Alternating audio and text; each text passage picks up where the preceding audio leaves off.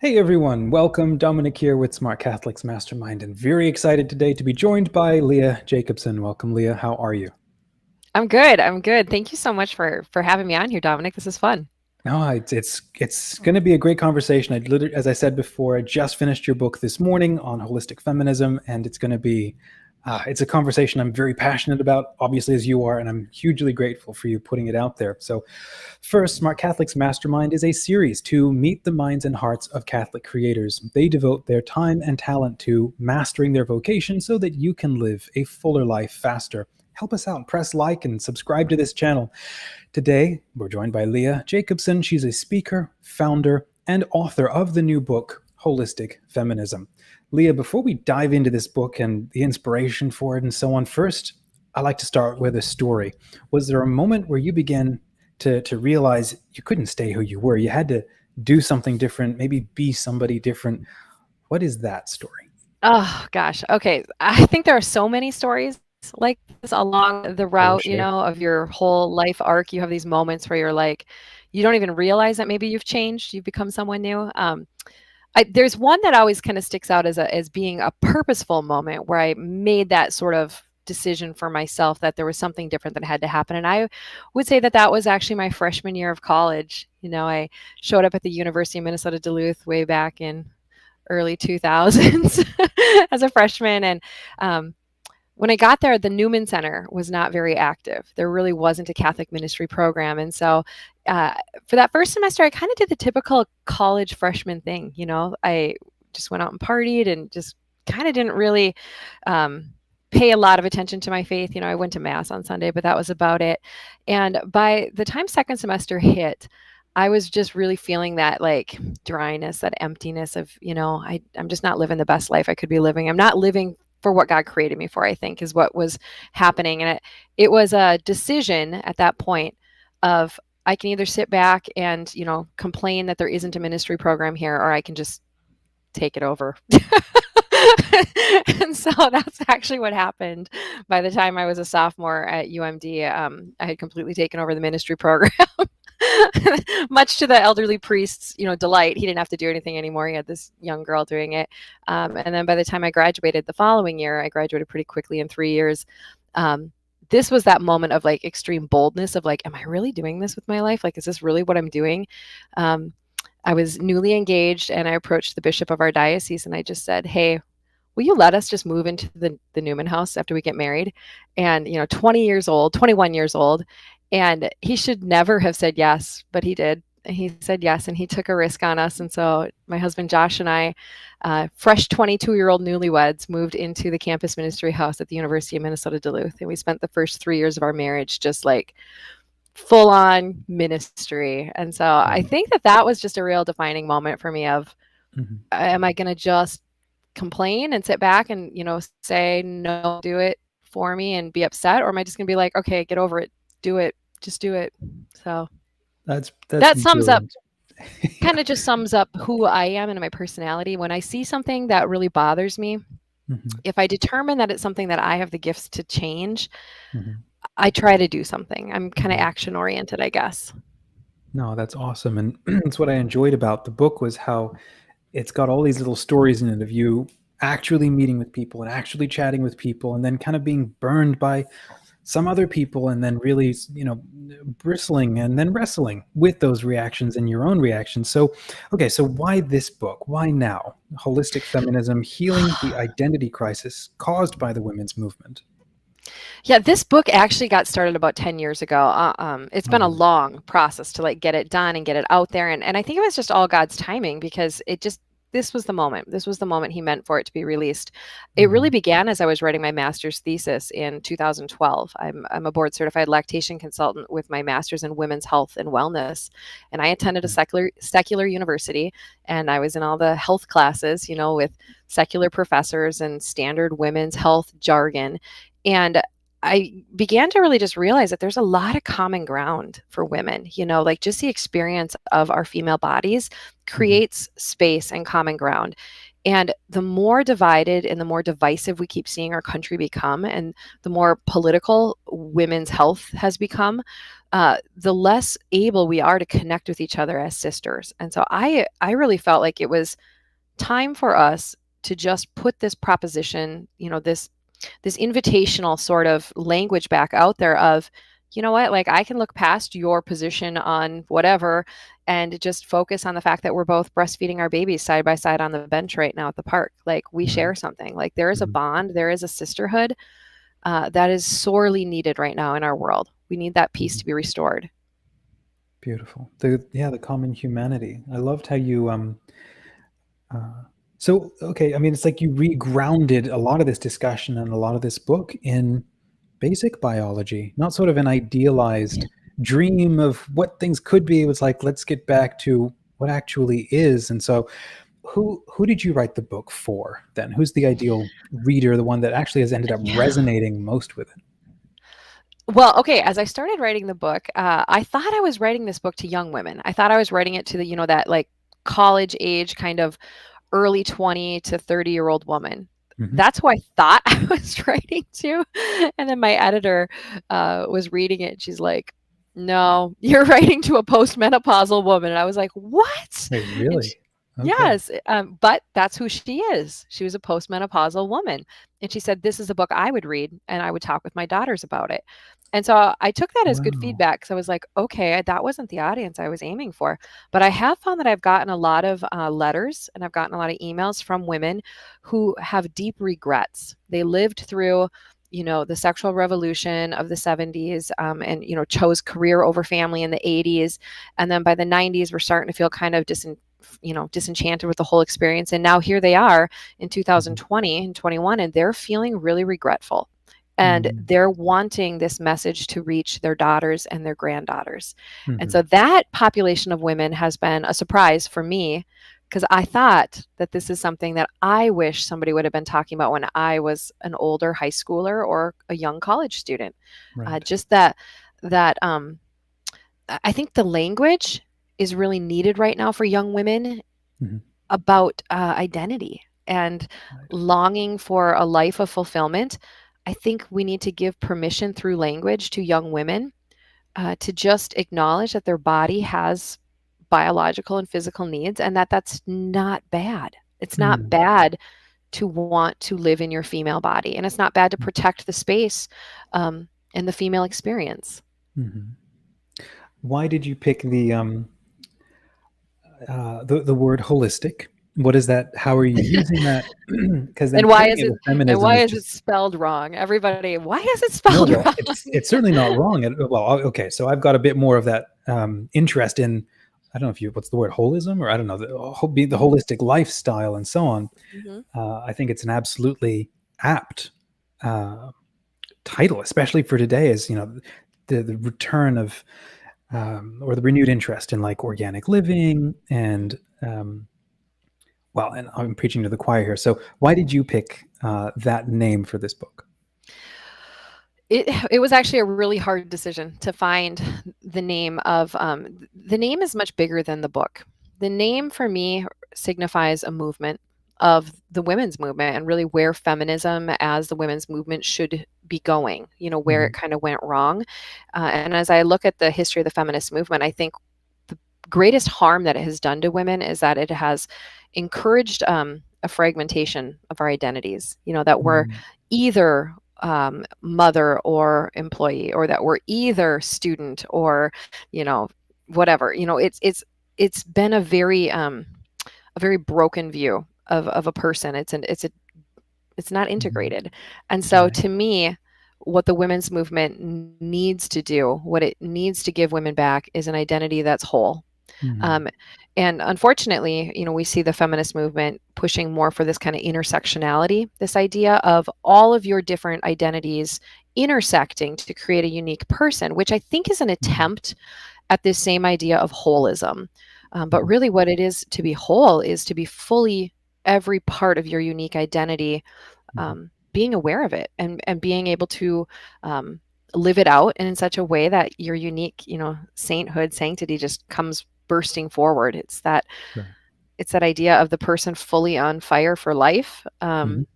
And I think the women's movement, in many ways, really damaged women's ability to do that in our current culture Hmm. by encouraging us to shut down major parts of our identity and ourself. We don't know ourselves. Right, right. Oh, I've got questions on all of that. So, but there's no time on that today. Can you outline the where the book goes? Because I really appreciated you spent almost the first 50% of the book on like how did, not just how do we get to this point, but what point are we at? You know, what have been the big Yeah. sort of thought structures and influences that have gotten us to where we are? Um, and then you spend the second half of the book outlining some of the solutions and how we need to reframe and rethink. Can you speak a little bit to why you structure the book that way?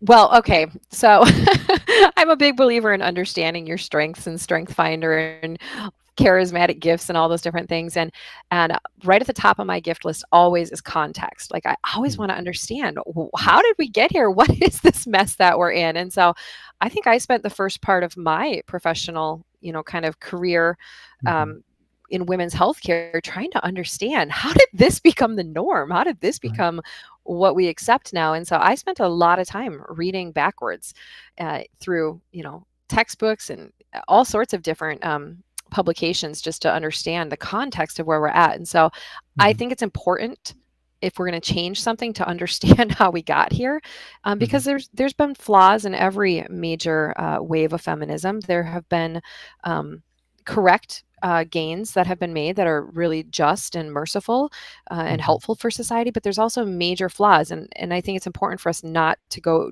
back and recycle a previous wave saying, oh well, the first wave was perfect, let's do that again, because no, it wasn't. There's Right. major problems there as well.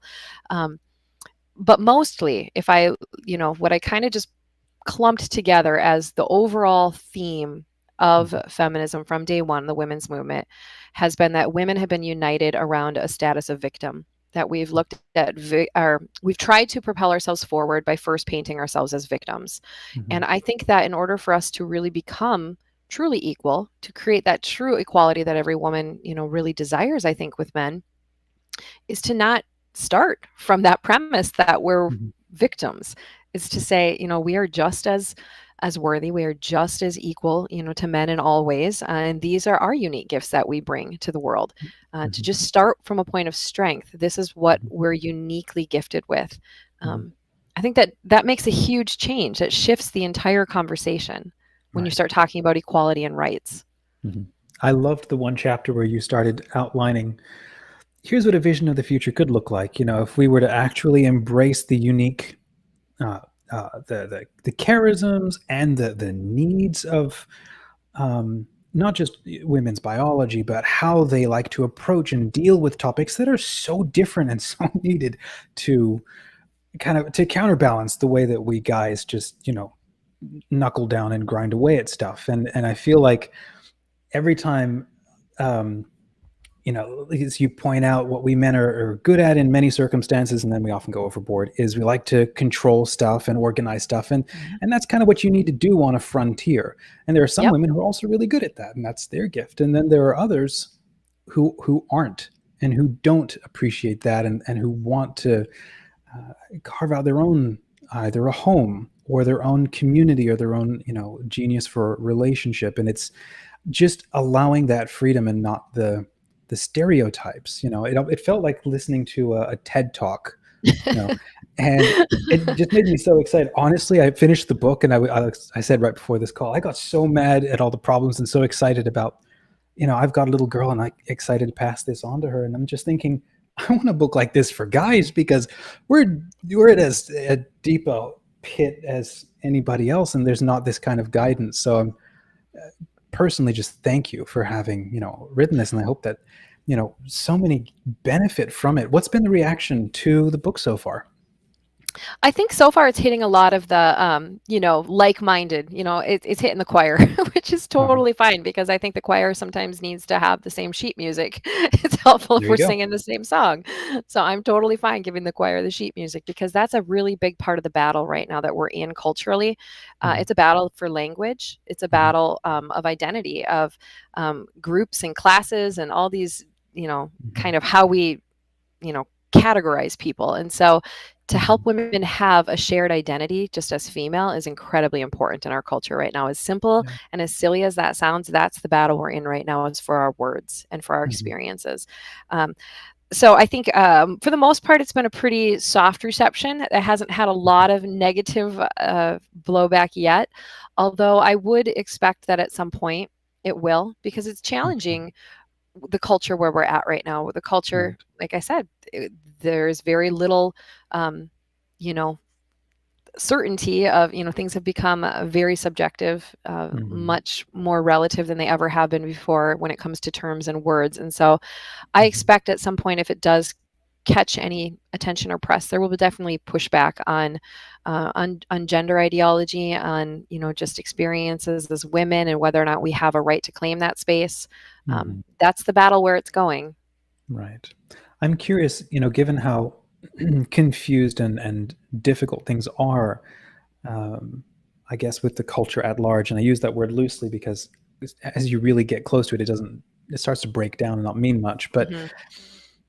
um, do you see some positive things happening in terms of how do I say, like women claiming this sisterhood and so on? Because I have so much of what was described in the book was, here's how we got to this point, and Yep. but a lot of it doesn't really include, for example, the last 10, 15 years with the Yep. rise of, well, social and the rise of the internet and communication, how that's just completely changing the game for everybody. And I'm curious if you're seeing positive things happen as more people have more access. I am. I don't see it so much as like a conservative liberal, like down the middle, like political split. Right. What I see happening is I see a lot of women, um, for whatever reason, you're starting to see people for no religious conviction or moral conviction, starting to opt out of kind of that prescribed healthcare system for women. Mm.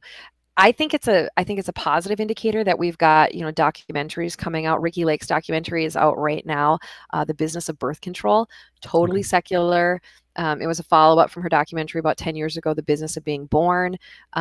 We've got these major like Hollywood and businesses that are starting to understand there's a market of women that Mhm. desire something different, Mhm. something more natural. And so I see the very beginning of a wave, of a tidal wave, I hope and pray, that's going to really change Mhm. healthcare for women in a way that allows them to see the goodness of their body. Mhm. Because that's really what's been taken from us over the past generation of women, really, is that there's been a complete just breakdown of what's happening to your own body. You can't really know yourself if you don't Right. allow your body to be free, to be Mhm. unsuppressed and unaltered. Yeah. So I think that is coming in, and God uses, God, the great creator, like he uses very natural means, the very physical world, to teach us very deep spiritual truths. And so just Mhm. basic observation and care for our physical body Mhm. is a spiritual act. Yes. And God can speak through that. So I think it's coming. I think we're on an upward swing towards good things. God willing. I think so too. I think so too. Well, okay. So, as I said before, this is a huge passion topic for me, and I'm so glad uh, that this is out there. How can people get in touch with you, Leah? Yeah, well, so my nonprofit that I founded about 10 years ago now is Guiding Star Project, and so you can find me at Guiding Star Project. You can email me there. The book is available either through the Guiding Star website or lumenpress.org. So Okay. Lumen, lumenpress.org, and Amazon, and Kindle's on Amazon. And we're Okay. getting the audiobook should be out in the next month. I hope and pray it Mhm. gets here before the end of the year, but the audiobook will be coming soon. Um, yeah, I'm mostly at Guiding Star. So that's what I do. That's my actual day job, besides Mhm. being a lactation consultant and a mom, is I'm the CEO of Guiding Star. Brilliant. Well, I'll certainly put that in the show notes so people can check you out afterwards. Well, in wrapping up, Leah, if you had 1 minute to share a message to Catholics and in particular to women everywhere, what would you want to say in 1 minute? I think I always just want women to understand, that you really truly cannot know who you are until you know whose you are. And it's that understanding that you were created by a loving God and that you are good. His declaration about his creation of you is that you You are good. And, to every man out there that's listening, I would say that your job as a man is to remind every woman you ever cross paths with in your life to just tell her she's good, because that is the biggest wound that every woman deals with. That is the biggest lie, the temptation. It's the oldest trick in the book, literally back to the garden, is that you are somehow not good enough. And so please just make that your mission. Women know that you are good, and men tell every woman that she is good.